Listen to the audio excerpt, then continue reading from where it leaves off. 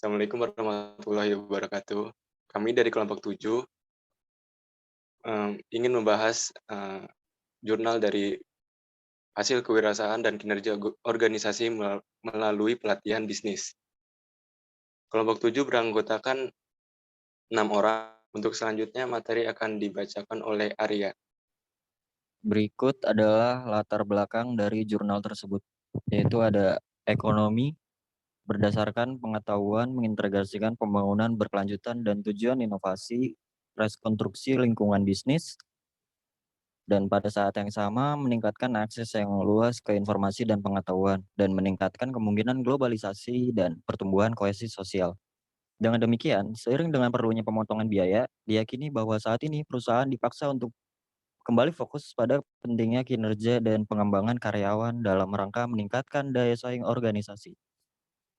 Manajer belajar bagaimana berperilaku sendiri, kemudian perilaku baru mereka akan mengubah cara mereka berhubungan dengan karyawan, dan kemudian akan mengubah cara mereka dipersepsikan, menawarkan kemungkinan baru untuk meningkatkan efektivitas interaksi di tempat kerja dalam rangka meningkatkan kinerja organisasi.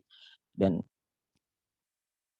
mengingat aktualisasi dan kompleksitas masalah, tujuan utama dari proyek ini adalah untuk meneliti dasar-dasar teoritis dan metodologis dari teknik-teknik pembinaan berbasis pengetahuan untuk menilai perkembangannya saat ini dan untuk menarik rekomendasi-rekomendasi meningkatkan daya saing sektor swasta.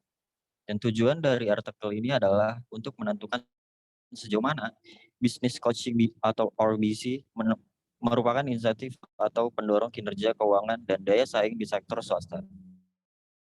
Dan berikut akan dilanjut permasalahan penelitian oleh teman saya. Keterampilan pembinaan, bagaimana manajer dapat belajar untuk mengubah cara berhubungan antara manajer dengan karyawan, dan mengubah cara manajer dipersepsikan oleh karyawan itu sendiri. Dalam hal ini, aktualisasi dan kompleksitas masalah, penelitian ini meneliti dasar-dasar teoritis dan metodologis dari teknik pembinaan berbasis pengetahuan, menilai perkembangan saat ini, dan meningkatkan daya saing sektor swasta. Untuk selanjutnya akan dilanjutkan oleh teman saya. Yang ketiga, ada teori-teori yang mendukung dari sebuah penelitian. Yang pertama, ada wirausaha.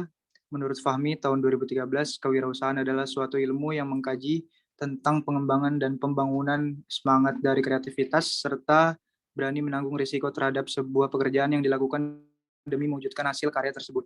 Yang kedua, ada kinerja organisasi. Menurut Kaizen Nasuha, tahun 2004 mengemukakan bahwa kinerja organisasi adalah sebuah efektivitas organisasi secara menyeluruh untuk memenuhi kebutuhan yang ditetapkan dari setiap kelompok yang berkenaan melalui usaha-usaha yang sistemik dan meningkatkan kemampuan organisasi secara terus-menerus mencapai kebutuhannya secara efektif.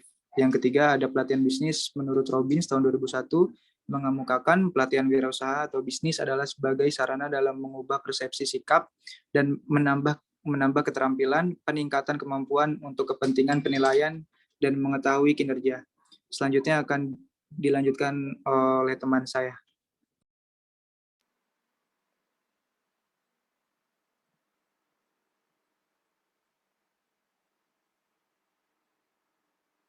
Selanjutnya, yaitu hipotesis pada penelitian. Menurut hipotesis penelitian, pembinaan bisnis memiliki dampak besar pada perkembangan dan pertumbuhan kinerja organisasi.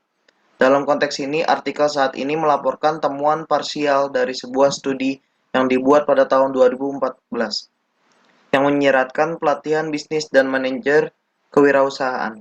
Dengan menggunakan metode penelitian kuantitatif, penelitian ini juga membandingkan peserta manajer yang mengalami lebih banyak sesi pelatihan bisnis dengan mereka yang hanya mengikuti satu sesi pelatihan bisnis yang menjadi dasar studi saat ini. Hasil dan pembahasan. Yang pertama ada peran pelatihan bisnis. Menurut temuan ini, pelatih bisnis bertindak sebagai penasihat, konselor, dan fasilitator jaringan. Yang kedua, fokus sesi pelatihan bisnis.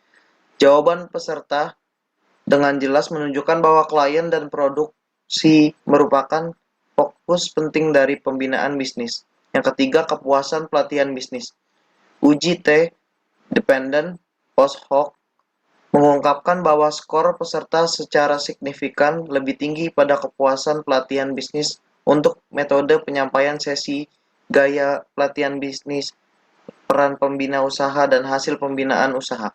Yang keempat, self efficacy dan locus of control.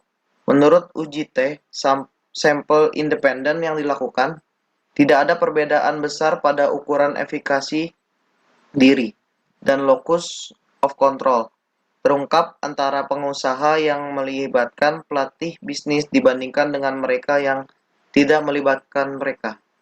Selanjutnya akan dibacakan oleh teman saya. Baik, saya akan membacakan kesimpulan. Tujuan utama dari penelitian ini adalah untuk menjawab pertanyaan utama, apakah BC berkontribusi secara langsung atau tidak langsung terhadap pertumbuhan perusahaan. Hubungan antara beberapa faktor yang berhubungan dengan pembinaan bisnis, peran pembinaan bisnis, fokus sesi pembinaan bisnis, kepuasan dan pembinaan bisnis, hasil pembinaan bisnis, dan keyakinan wirausaha. Dua variabel kontrol dengan menilai lokasi, efikasi diri secara sistematis, perusahaan, pertumbuhan terkait dengan kinerja keuangan. Menurut survei, pembinaan bisnis memiliki dampak yang signifikan pada pengembangan manajemen kewirausahaan dan self-efficacy. Ini mengarah pada pertumbuhan organisasi yang mendukung hipotesis penelitian. Kendala survei mencakup kemungkinan bahwa hasil dipengaruhi oleh ukuran sampel yang tidak merata dari kelompok sampel N sama dengan manajer yang mendapat manfaat dari pelatihan bisnis sebelum pelatihan yang sedang diselidiki. Pengalaman sebelum sesi pelatihan kelompok sampel sebelumnya, manajer terlatih dipelajari, N sama dengan 80. Studi ini menunjukkan beberapa hasil studi berkelanjutan yang bertujuan untuk menentukan efek jangka panjang dan hasil pembinaan bisnis terhadap pertumbuhan bisnis.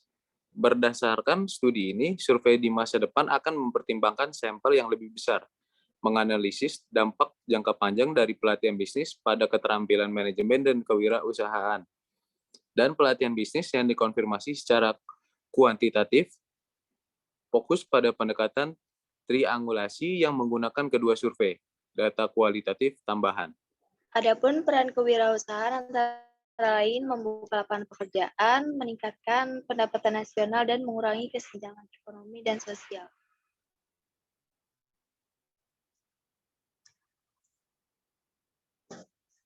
Pendapat dari kelompok kami yaitu pembinaan bisnis memiliki dampak yang besar pada pengembangan locus of control dan self-efficacy pengusaha. Ini mengarah pada pertumbuhan organisasi. Baik, sekian yang dapat kelompok kami sampaikan, kurang lebihnya mohon maaf. Wabillahi taufiq wal hidayah. Wassalamualaikum warahmatullahi wabarakatuh. Waalaikumsalam Waalaikumsalam warahmatullahi wabarakatuh.